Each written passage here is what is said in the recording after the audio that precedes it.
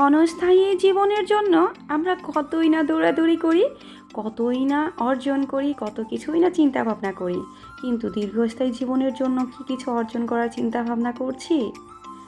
আসসালামু আলাইকুম, welcome back to my channel. সবাই কেমন আছেন? আশা করছি যে যেখান থেকেই আমাকে দেখছেন বা শুনছেন না কেন, এই পুরোটা পৃথিবীর মধ্যে সবাই সুস্থ আছেন, ভালো আছেন। আমিও আল্লাহর রহমতে এবং আপনাদের সকলের দোয়া এবং ভালোবাসায় আলহামদুলিল্লাহ পরিবারই অনেক ভালো আছি। এখন এটা কিভাবে আপনাদেরকে বুঝাবো? সেটা হচ্ছে এই যে টিপাটিপি, গুতাগুতি, ঘষাঘষি এগুলো দিয়ে বুঝাচ্ছি আমি আলহামদুলিল্লাহ এই আলু ভর্তার মধ্যেই ভালো আছি। যারা আলু ভর্তা পছন্দ করেন না তাদেরকে তো কিছুই বলতে পারছি না, যারা পছন্দ করেন তারা বুঝতে পারবেন আমি কতটা সুস্থ আছি, ভালো আছি। এই যে নতুন আলু, এটা হচ্ছে এই বছরের প্রথম আলু ভর্তা আমি খাচ্ছি, যেটা কিনা বলতে পারবো না কতটা তৃপ্তি নিয়ে, কত বছরের পর শুকনা মরিচ পেয়েছি হাতে, কতটা তৃপ্তি নিয়ে সেই শুকনা মরিচ এবং আমার আলু এই দুটা ভালোবাসার জিনিসটাকে একসঙ্গে মিল করে তারপরে খেয়েছি। আর এই যে সরিষার তেল, এটা তো ভালোবাসার গভীর করে ফেলে, এর জন্য সব কিছু একাকার করে মিলিয়ে তারপরে ভালোবাসা দিয়ে তারপরে এটাকে বানিয়েছি। এটাকে কিন্তু ভীষণ স্বাদ হয়েছিল এবং আমি বানাতে বানাতে কতগুলো খেয়ে ফেলেছিলাম, সঙ্গে আমার ছেলেও। আর এই যে মানে যারা যারা আলু ভর্তা পছন্দ করে তারা তো জানেনই, আমার তো আলু, আমি স্বপ্নেও আলু দেখি, মানে এতটাই পছন্দ করি। আর আমার অ্যাটিটিউডও কিন্তু আলুর মতো, সবার সঙ্গে যে কোনো সময় যে কোনো মুহূর্তে মিলেমিশে একাকার হয়ে যেতে পারি। আজকে রান্না করেছিলাম মাছ, বেগুন, আলু দিয়ে একটা তরকারি এবং আলু ভর্তা, এবং সঙ্গে সেই যে বাঁধাকপি এবং মাংস রান্না করেছিলাম সেটা কিন্তু একটা বক্সে ফ্রিজে রেখে দিয়েছিলাম, সেটাই নামিয়ে নিয়েছিলাম। তো এই যে সেই আমার বাঁধাকপি এবং মাংস এতটাই স্বাদ হয়েছিল, তো এটা ছেলেকে দিচ্ছিলাম। ছেলে তো বলছিল যে মা আমি এটা এবং আলু ভর্তা দিয়ে খাবো, মাছ দিয়ে খাবো না। তো ওকে আমি আজকে খাইয়ে দিচ্ছিলাম। তো ও বলছিল যে আজকে আমার খেতে ইচ্ছে করছে না, তুমি আমাকে খাইয়ে দাও। তো ওকে কি খাওয়াবো? আমি তো ওর প্লেটের থেকেই আলু ভর্তা খেতে খেতে অবস্থা খারাপ হয়ে গেছে এবং যতবারই খাচ্ছিলাম শুধু বলছিলাম আলহামদুলিল্লাহ। আর এই যে দেখেন সাহেবের আলু ভর্তা দেখে তো রীতিমতো সে খুশি। আলু ভর্তা কিন্তু আমরা সবাই পছন্দ করি, কিন্তু এইভাবে করা হয় না। আর আজকেরটা একটু বেশি স্পেশাল, কারণ হচ্ছে আজকেরটা শুকনা মরিচ আছে। আমার জামাই অনেক দিন পর আমাকে শুকনা মরিচ গিফট করেছে। জানেন কতদিন পর? প্রায় 2 বছর পর শুকনা মরিচ বাসায় এনেছে, তাও আমার উপরে কি বলে, একদিক থেকে করুণা করেই নিয়ে এসেছে, কারণ আমি শুকনো মরিচ ছাড়া কোনো কিছুই খেতে পারছিলাম না কেন যেন। আর এই যে আমার চিয়া সিড, আমার অনেক কলিজার আপুগুলো আমাকে কমেন্ট করেছিলেন চিয়া সিড খাওয়ার জন্য। আমি কিন্তু চিয়া সিড সবসময় সকালবেলা খাই, এটা রাতের সময় ভিজিয়ে রাখছিলাম, তার একটা ফুটেজ নিয়ে রেখেছি। এটা আমি 2 চামচ দিই, দেখেন ভিডিও করতে গিয়ে ভুলে 3 চামচ দিয়ে দিয়েছি। তো কী আর বলবো, 2 চামচ দিই। এই গ্লাসে কিন্তু আমরা দুজন খাই, আমি খাই তারপরে আমার হাজব্যান্ড খায়।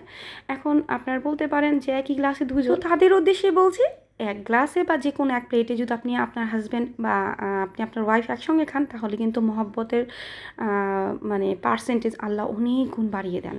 তো এটা কিন্তু 2টা কারণ আছে, একটা হচ্ছে আমাদের মহব্বত যাতে বাড়ে, আরেকটা হচ্ছে আমার নবীর সুন্নাত। আমার নবী হজরত মুহাম্মদ সাল্লাল্লাহু আলাইহি ওয়াসাল্লাম, তার স্ত্রী হজরত আয়েশা সিদ্দিকা রাদিয়াল্লাহু আনহার এই যে তাদের মহব্বতের কথা আমরা সবাই জানি।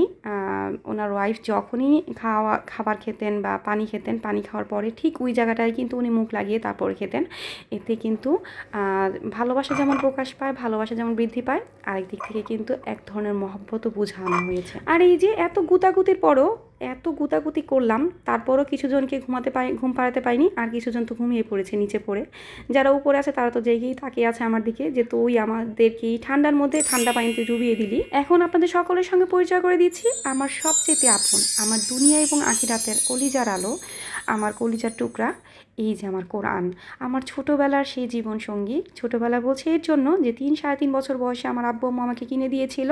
তো তখন থেকে যে আমার সঙ্গে আছে, ও কিন্তু আমাকে ছেড়ে কখনোই যায়নি। আমরা যেহেতু 2 ভাই বোন, তো দুজনকে 2টা কিনে দিয়েছিল, ভাইয়ারটার কালার অন্যটা, আমারটা কালার অন্যটা, এতটুকুই পার্থক্য, আর কোনো পার্থক্য নেই। আমার ভিডিওর এই পর্যন্ত যারা চলে এসেছেন তাদেরকে আমি অনুরোধ করব যে আরও কিছুক্ষণ থাকেন। আমি কিন্তু আজকে একটু কোরআন তেলাওয়াত করে শোনাবো, এবং আমি হাজারো ব্যস্ততার মধ্যেও যে কোরআন পড়ি, কীভাবে পড়ি, কত দ্রুততার সহিত পড়তে পারি, কী অবলম্বন করি, সেটাই কিন্তু আমি আজকে আপনাদের সঙ্গে শেয়ার করব।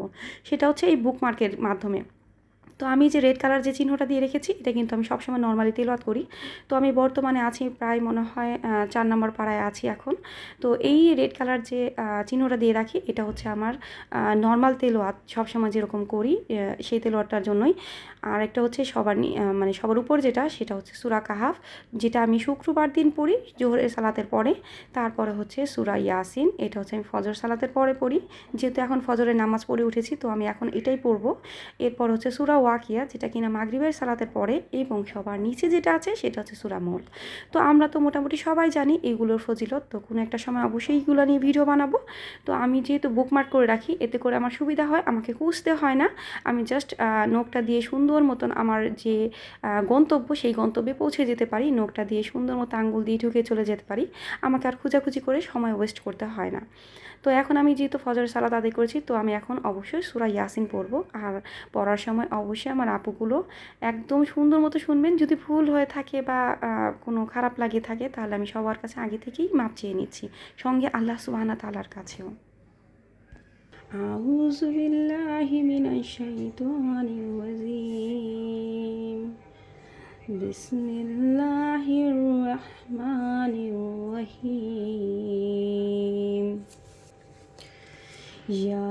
ইয়াসিন ওয়াল কুরআনিল হাকীম ইন্নাকা লামিনাল মুরসালিন আলা সিরাতিম মুস্তাকিম তানজিলাল আজিজির রহিম লিতুনজিরা কওমান মা উনজিরা আবাহুম ফাহুম গাফিলুন লাকাদ হাক্কাল কওলু আলা আকসারিহিম ফাহুম লা ইউমিনুন ইন্না জাআলনা ফি আ'নাকিহিম আগলালান ফাহিয়া ইলাল আযগানি ফাহুম মুকমাহুন। আমি জানি আমার চাইতে আমার কলিজার ভাই বোনেরা অনেক সুন্দর করে কোরআন পড়তে পারেন, তারপরও কেন যেন মনে হলো যে আজকে আমি এই বিষয়টা একটু শেয়ার করি, যেহেতু আমি এটা ডেইলি করি, বা ফজরের সালাতের পরে করি, বা মাগরিবের সালাতের পরে করি। আর এই চিহ্ন দেওয়ার ব্যাপারটাকে কিন্তু অনেকেরই হয়তো বা বুকমার্ক দিয়ে রাখলে সুবিধা হবে, অনেকেই আমরা ব্যস্ততার কারণে কোরআন পড়তে পারি না। কিন্তু আমাদের কি উচিত জানেন, জাস্ট 1-2 লাইন হলেও প্রত্যেক দিন এই কোরআনটা পড়ি, কারণ আপনার আখিরাতের এই সঙ্গী হবে এটা। কবরের সময় আপনার মাথার কাছে থেকে আপনাকে প্রোটেক্ট করবে, আল্লাহর কাছে আকুল মিনতি করবে যে ও আমাকে আদায় করতো, ও আমাকে তেলাওয়াত করতো, ওকে মাফ করে দেন প্লিজ। আর এই যে আমার আল্লাহ সুবহানাহু তাআলার নাম, যে নামটা দেখলেই কলিজার ভিতরে এত জোরে একটা ভূমিকম্প হয়ে যায়। কারণ কি জানেন, কি যাব তার সামনে নিয়ে। উনি এত মহব্বত দিয়ে আমাদেরকে বানিয়েছেন, দুনিয়ার সব কিছুকে বলেছেন কুন ফায়াকুন, হয়ে গিয়েছে। শুধুমাত্র আশরাফুল মাখলুকাত মানে মানব জাতিকে উনি নিজের হাতে বানিয়েছেন, আদম আলাইহিস সালামকে উনি নিজের হাতে বানিয়েছেন। আমাদেরকে শুধু হাতে বানাননি, কোথায় কান, চোখ, নাক, মুখ কোথায় থাকতে হবে, এগুলোর বিষয়গুলো কিন্তু উনি একদম নিজের মনের মাধুরী দিয়ে আমাদের আকৃতি দিয়েছেন। কি যাব ওনার সামনে নিয়ে। ক্ষণস্থায়ী দুনিয়ার জন্য আমরা কতই না চিন্তা করি, কত কিছুই না করি, কিন্তু আমাদের যে দীর্ঘস্থায়ী জীবন, সেটা যে সারা জীবনের জন্য, অনন্তকালের জন্য, সেটার জন্য আসলে কি করতে পারি? কিছুই তো করতে পারি না। আর এই যে ভিডিও দেখাচ্ছিলাম, এটা হচ্ছে আমার একটা কলিজার ময়না পাখি, বাকির সংসার আপুটা, শাহানা আপুর ভিডিও কিন্তু আমি অন করে রেখেছি। তো আমি এটা দেখাচ্ছিলাম, একটা কারণ আছে, সেই কারণটা আমি এখন বলছি। আগে আমার এই কলিজার টুকটাকে সুন্দর মতো প্যাকেট করে ঢুকিয়ে রাখি। আর এই যে এই কভারটা কিন্তু ঠিক আমার ছোটোবেলারই। তো যখন এই কোরআনটা কিনে দিয়েছিল, তখনই কিন্তু মা বানিয়ে দিয়েছিল, মার হাতের বানানো। তো নাস্তা বানাতে বানাতে এখন বলি আমি যে ভিডিওটা দেখিয়েছি সেটা কেন। তো আমি কিন্তু আমার যে শাহানা আপু মানে বাকির সংসার এই আপুটার ভিডিও দেখছিলাম, তখন কিন্তু জাস্ট শুধু লিখেছিলাম যে আপু ভালোবাসা দিয়ে শুরু করলাম ইনশাআল্লাহ শেষ পর্যন্ত। আমি কিন্তু এই লাইনটা অনেক ভিডিওতে লিখি। তো আমার সকল আপু ভাইদের বলতে চাচ্ছি, আমি কিন্তু অনেক ব্যস্ততার মধ্যেও আমার সকল আমলগুলো করার চেষ্টা করছি। ঘরের সমস্ত কাজ করতে হয়, যেহেতু হেল্পিং হ্যান্ড নাই, তো সব কাজের ফাঁকে ফাঁকে কিন্তু আমি জাস্ট এই কথাটা লিখে আমি কিন্তু শুরু করে দিই। যখন যখন হাতটা ফ্রি থাকে তখন কিন্তু শেষে একটা সুন্দর কমেন্ট করি, আর যখন হাতটা ফ্রি থাকে না তখন কিন্তু কমেন্ট করতে পাই না, ভিডিও অটোমেটিক শেষ হয়ে নতুন একটা ভিডিও অন হয়ে যায়। তো আমি সকলকে বলতে চাই, আমার একটা মেসেজ আপনার ভিডিওর নিচে গিয়েছে, তার মানে হচ্ছে এটা ফুল ওয়াচ এবং লাইক কনফার্ম।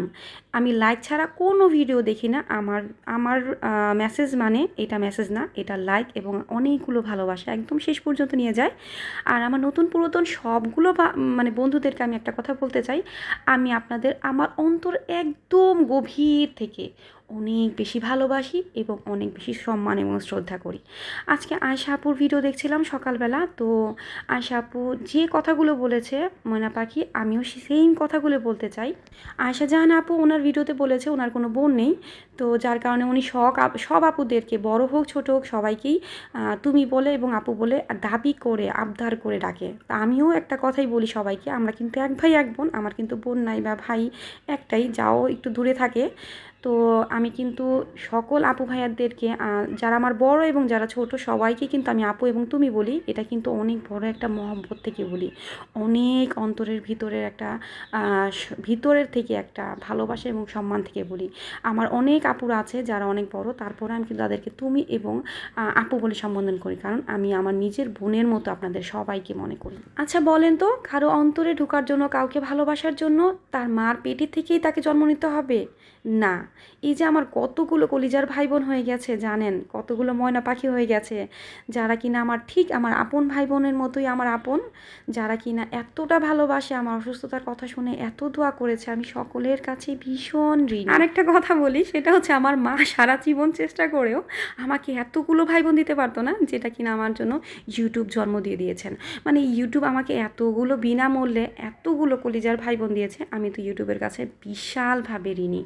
মানে এতগুলো ঋণ আমি কিভাবে পরিশোধ করব আমি জানি না। ইউটিউব চ্যানেল ওপেন করাতে কে কী পেয়েছেন না পেয়েছেন আমি জানি না বাপু, এত হিসাব আমি জানি না, শুধু আমি এতটুকু জানি আমি অনেকগুলো ভালোবাসা পেয়েছি, যে ভালোবাসারগুলো ঋণ আমি কখনোই শেষ করতে পারবো না, কখনোই শোধ করতে পারবো না। ইউটিউবকে টাটা বাই বাই বলে কিন্তু অনেক আপু এবং ভাইয়ারা চলে যাচ্ছে। হ্যাঁ, মানে কি বলবো, কষ্টের কথা। আমাদের ডেফোডিল গার্ডেনের এই আপুটাকে আমি অনেক ফোর্স করেছি পার্সোনালি ওনার কমিউনিটিতে যেয়ে, কিন্তু উনি আসলে কোনোভাবে আর ভিডিও দিবেন না। আর একটা কথা হচ্ছে, আমি কালকেই শুনলাম সালমা আপু ভিডিও থেকে যে আমাদের প্রিয় আপু পলি আপু উনিও নাকি ইউটিউব থেকে চলে যাচ্ছেন। আর একটা হচ্ছে তানুমানু ব্লগসের ভাইয়া আপু তো অনেক আগেই চলে গিয়েছে টাটা বাই বাই বলে, এখন ভাইয়ারও মন টিকছে না। তো আমি সবাইকে বলতে চাই যে একটা সময় হয়তো বা টুম করে আমিও চলে যাব, আর খুব শিগগিরই হতে পারে এটা, আমি অথবা ইউটিউব সেক্টরে থাকবো না। তবে একটা কথা, আমি কিন্তু সবার ভিডিও দেখব, যাদেরকে ভিডিও দেখে দেখে ডিস্টার্ব করে একটা ডিস্টার্বমূলক একটা গরুর রচনা দিয়ে আসি, সবাইকে কিন্তু গরুর রচনা অবশ্যই দিয়ে আসবো। আমি থাকি বা না থাকি এই ইউটিউব জগতে, আমার এই কমেন্টগুলো অবশ্যই ইউটিউব জগতে থেকে যাবে, আমি থাকতে এবং আমি আমার মৃত্যুর পরেও। খেতে খেতে খাওয়া শেষও করে ফেলছি, বলতেই পারছি না কী করছিলাম। গতকালকে যে বলেছিলাম বেগুন দিয়ে মাছ আলু রান্না করেছিলাম, নতুন আলু দিয়ে, সেটাই একটু তরকারি নিয়েছি এবং ডিম পোস্ট করেছিলাম। তো আমি নাস্তা করতে করতেই তো মনে হয় আজকে শেষ হয়ে যাবে। তো এটা কোনো কথা হলো, আজকে এত সুন্দর একটা সকালবেলার আকাশের দৃশ্য আপনাদের না দেখেই বিদায় নিয়ে নেব। তো আমি সুন্দর মতো খাবারটা রেখেই চলে গেলাম সুন্দর একটা দৃশ্য দেখানোর জন্য। আমার যে সকল আপুগুলো শীতের কাতরে একদম কাতরিয়ে অসুস্থ হয়ে যাচ্ছে তাদেরকে বলতে চাচ্ছি, একটু তাকিয়ে দেখেন না জানালাটা খুলে, শীত কত সুন্দর একটা প্রকৃতি আপনাকে উপহার দিচ্ছে। মাশাআল্লাহ, আমার তো এই প্রকৃতির প্রেমে আমি পড়তে পড়তে পড়তে পড়তে কোথায় যাই পড়ি আল্লাহ জানে। তো মানে আমি এত প্রকৃতিকে পছন্দ করি, গাছ আকাশ আমাকে এত টানে, পানি বা পুকুর বলতে পারেন, নদী বলতে পারেন, আমাকে এইগুলো এত টানে। আমি চিন্তা করি যে আল্লাহ সুবহানাহু ওয়া তাআলা আমাদের জন্য এত সুন্দর সুন্দর গিফট তৈরি করেছেন, না জানি উনি কত সুন্দর। আল্লাহু আকবার, উনি কত সুন্দর, আসলে কি আমরা কখনো দেখতে পারবো? আল্লাহ সুবহানাহু ওয়া তাআলাকে দেখার জন্য ইমানকে শক্ত এবং আমলকে টাইট করে ধরতে হবে। আমলকে কখনোই নিজের ঠোঁট থেকে অন্তর থেকে বাদ দেওয়া যাবে না, এবং নিজের নিয়তকে একদম পরিষ্কার ঝকঝকে তকতকে রাখতে হবে, যাতে এটার মধ্যে কোনো ধরনের কোনো কালি না রাখে। সে কালি কিসে জানেন? হিংসা, রাগ, অহংকার এবং গীবত, এগুলোর যাতে কোনো কালি আপনার অন্তরে না থাকে। আপনি দেখবেন এভাবেই পার হয়ে যাবেন। আল্লাহু আকবার। কিছু কিছু বান্দাকে তো আল্লাহ এভাবেই মাফ করে দিবেন, এবং 70,000 বান্দাকে আল্লাহ সুবহানাহু ওয়া তাআলা তার আরশের নিচে ঠাঁই দিবেন। চিন্তা করতে পারেন কতটা ভালোবাসা থেকেই উনি এই কাজটা করবেন। আর এই যে আমি আমার প্রিয় সীমা আপুর ভিডিও দেখছিলাম, আমি কিন্তু ভিডিও সবসময় অন করে রাখি। আমার সকল পুরাতন ভাই বোনদের জানাতে চাচ্ছি অন্তরের একদম গভীর থেকে অনেক অনেক ভালোবাসা এবং সম্মান। আর নতুন যারা জয়েন হচ্ছেন তাদেরকে অনেক অনেক ওয়েলকাম, অনেক অনেক স্বাগতম আমার জীবনে আসার জন্য। আমার যে জীবনের ছোটোখাটো কিছু মুহূর্ত আপনাদের সঙ্গে শেয়ার করি, সেই মুহূর্তগুলোকে ধৈর্য সহকারে দেখার জন্য। সবাই ভালো থাকবেন, সুস্থ থাকবেন। আসসালামু আলাইকুম।